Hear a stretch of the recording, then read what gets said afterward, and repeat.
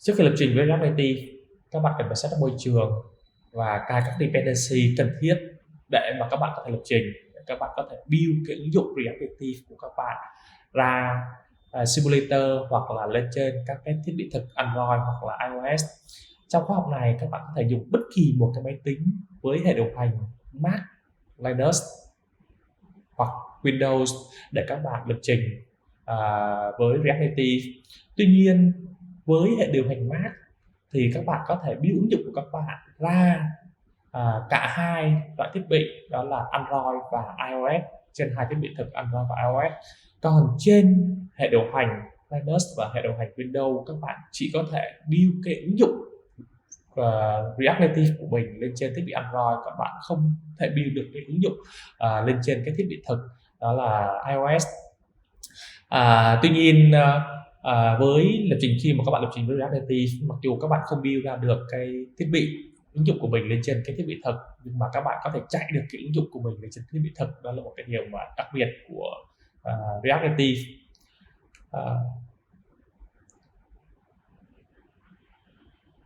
Để lập trình với React Native, các bạn có thể sử dụng bất kỳ một cái IDE nào mà các bạn quen thuộc, các bạn thích và các bạn biết. Các IDE mà thông thường hay sử dụng khi mà lập trình với JavaScript, khi mà lập trình với React Native, đó là WebStorm, Visual Studio Code, Atom, Sublime hoặc Vim. Bạn có thể sử dụng bất kỳ một IDE nào mà bạn cảm thấy quen thuộc khi mà các bạn làm việc, các bạn lập trình với React Native.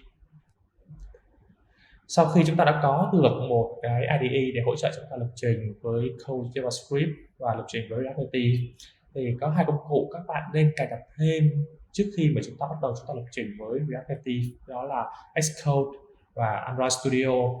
Thì Xcode và Android Studio đó là hai công cụ để giúp chúng ta lập trình với native code, cũng giống như giúp chúng ta build cái ứng dụng React Native của mình và giúp chúng ta có thể dễ dàng deploy ứng dụng React Native của mình lên trên simulator hoặc lên trên thiết bị thực. Khi các bạn lập trình với React Native thì hai công cụ Xcode và Android Studio không phải là hai công cụ bắt buộc, nhưng mà các bạn nên cài đặt, tại vì nó sẽ hỗ trợ các bạn thuận tiện hơn trong cái quá trình mà các bạn build, trong quá trình mà các bạn cấu hình, cũng như trong quá trình mà các bạn release cái ứng dụng ra simulator hay là thiết bị thực. Đối với các bạn xài hệ điều hành macOS, sau khi các bạn cài đặt Xcode và Android Studio, các bạn cần phải cài đặt thêm Homeproof. Homeproof là một bộ công cụ để giúp cài đặt các cái ứng dụng, giúp quản lý các cái dependency khi mà bạn cài đặt các cái ứng dụng, các cái service ở bên trên hệ điều hành macOS. Thì Homeproof là một cái công cụ mà nó thuộc về hệ điều hành macOS, nên các bạn nào mà sử dụng macOS hoặc các bạn nào sử dụng Linux, Homeproof cũng hỗ trợ cho Linux, thì các bạn sẽ quan tâm đến Homeproof. Còn các bạn nào sẽ không sử dụng macOS hoặc Linux thì các bạn có thể bỏ qua cái phần đó là phần Homeproof.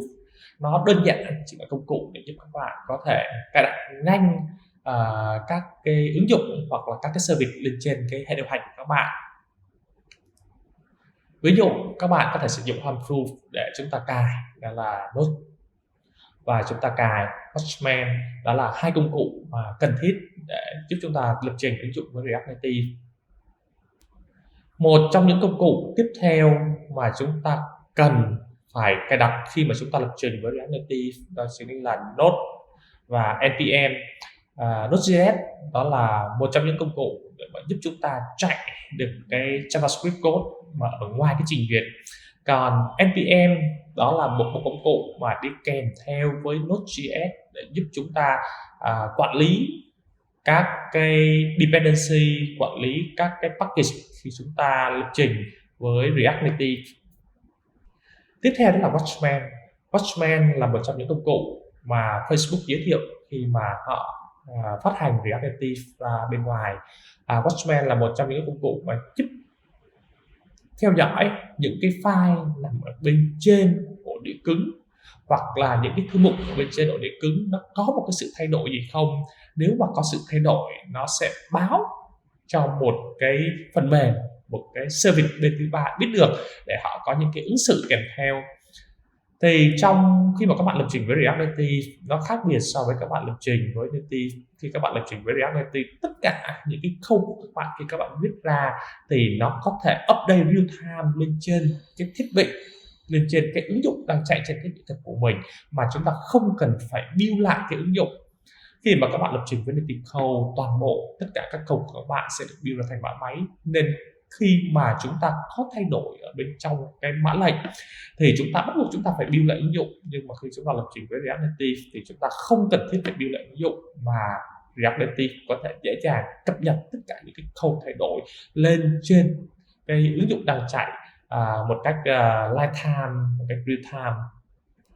Còn một nhóm công cụ cuối cùng mà chúng ta cần phải cài đặt để chúng ta có thể lập trình được với React Native, đó chính là React Native Client hoặc Expo Client. Khi mà các bạn mong muốn generate ra một cái project React Native và các bạn mong muốn đó là thực thi chạy cái ứng dụng React Native của mình lên trên simulator hoặc trên thiết bị thực, thì các bạn sẽ cần sự hỗ trợ của cái công cụ React Native Client hoặc là Expo Client. Để cài đặt Expo thì bạn có thể sử dụng đó là App Store để các bạn cài đặt Expo ở trên hệ điều hành macOS. Các bạn vào App Store, các bạn search Expo. Sau khi các bạn search Expo thì các bạn chọn và các bạn cài đặt. Sau khi cài đặt xong thì các bạn có thể chạy Expo lên. Đối với Android Studio thì Android Studio là một công cụ để giúp chúng ta build cái ứng dụng hệ điều hành Android, và chúng ta có thể deploy ứng dụng trên hệ điều hành Android. Trước khi cài đặt Android Studio, bạn cần phải cài đặt JDK để mà hỗ trợ cho việc đóng gói các cái ứng dụng phía bằng Java.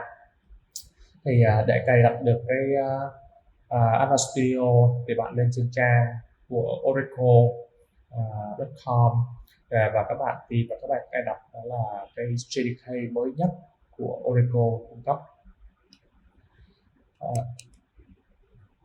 Sau khi mà chúng ta cài xong JDK thì chúng ta tiếp tục chúng ta cài đến cái Android Studio. Thì Android Studio được cung cấp bởi Google. Các bạn lên trên trang đó là developer.android.com/studio để các bạn tải, các bạn cài đặt tùy theo cái hệ điều hành của các bạn là gì thì nó sẽ có một cái bản cài đặt tương ứng mà các bạn tải và các bạn cài đặt.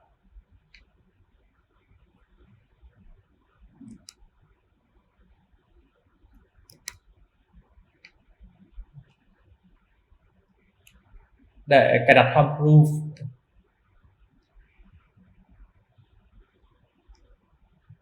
thì các bạn lên trên trang homeproof.com.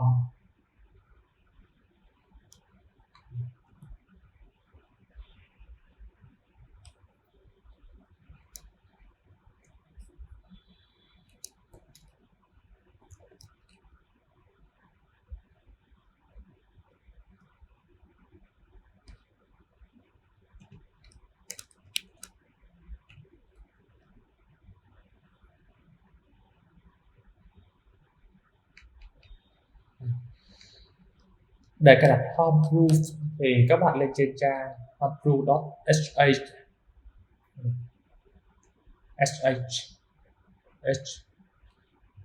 Để cài đặt Homeproof thì các bạn lên trên trang proof.sh để các bạn coi cách thức để mà chúng ta có thể cài đặt được trên Homeproof. Thì theo hướng dẫn tại bên trên trang Homeproof, để cài đặt Homeproof thì các bạn đơn giản, các bạn chỉ việc đó là open cái terminal của cái hệ điều hành, và sau đó các bạn sẽ thực hiện cái dòng lệnh bên trên Homeproof đưa cho chúng ta.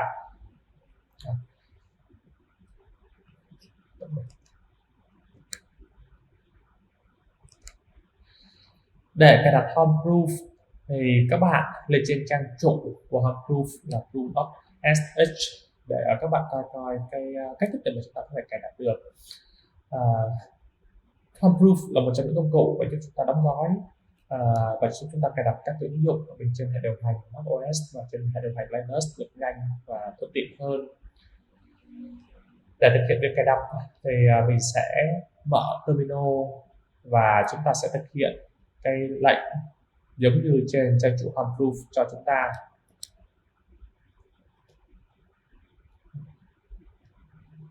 Sau khi bạn thực hiện lệnh thì Harmproof sẽ được cài đặt ở trên máy của các bạn.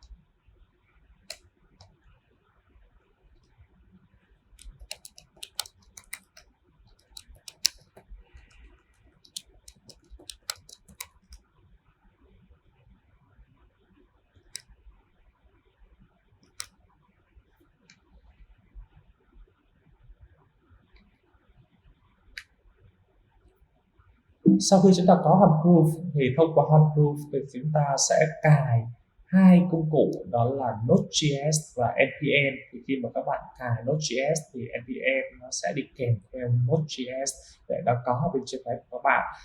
Để cài Node.js thì các bạn sẽ sử dụng lệnh đó là proof install node để các bạn cài node ở bên trên máy của các bạn. Node sẽ giúp cho máy của các bạn có thể thực thi được code JavaScript ở bên ngoài trình duyệt.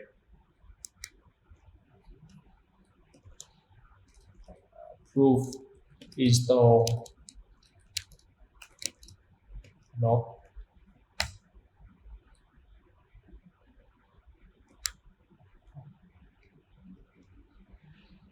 Tiếp theo, để cài Watchman thì chúng ta coi lên trên trang chủ của Watchman thì Watchman giới thiệu thì đây là một trong những cái công cụ để chúng ta theo dõi sự thay đổi của cái file ở bên trên hệ điều hành, và sau đó nó sẽ trigger một cái action đến một cái công cụ hoặc cái service bên thứ ba.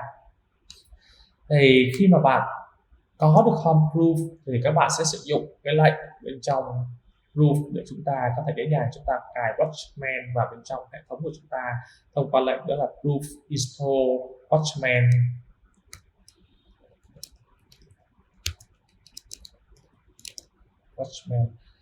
Các bạn lưu ý khi mà tôi gõ lệnh để mà cài Node.js hoặc là cài Harmproof thì do trên máy của tôi đã có sẵn Node.js và đã có sẵn Harmproof, nên proof sẽ báo chúng ta thấy rằng là đã có được một cái phiên bản mới nhất rồi. Nếu mà chúng ta muốn cài lại thì chúng ta sẽ có lệnh là proof install Watchman hoặc là proof install node.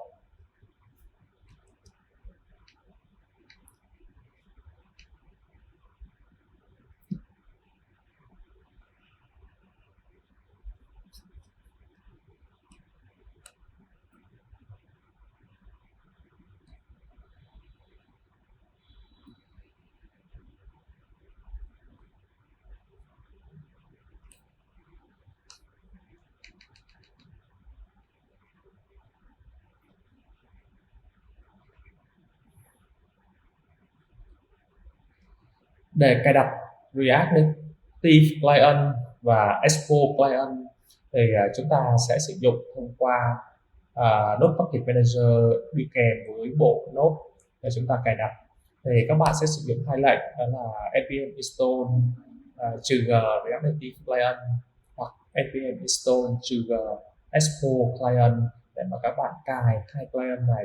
Các bạn có thể sử dụng một trong hai cái client để chúng ta generate ra một cái project React Native. Các bạn có thể sử dụng React Native Client của Expo Client. Trước đây thì bên Facebook sẽ giới thiệu cái React Native là một trong những cái công cụ cơ bản và default sử dụng để mà generate ra một cái ứng dụng React.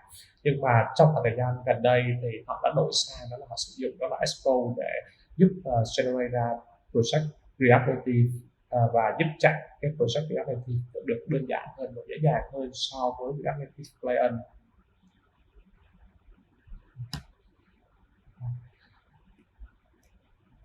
Bây giờ tôi sẽ cài đặt đó là React Native Client thông qua lệnh npm install -g React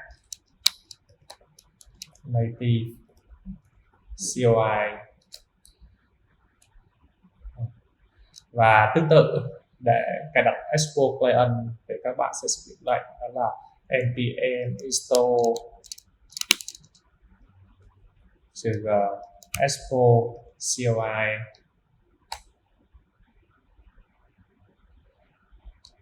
Vậy là chúng ta đã có được đầy đủ tất cả các cái dependency, các cái ứng dụng, các cái app, các cái tool cần thiết để hỗ trợ chúng ta lập trình với React Native.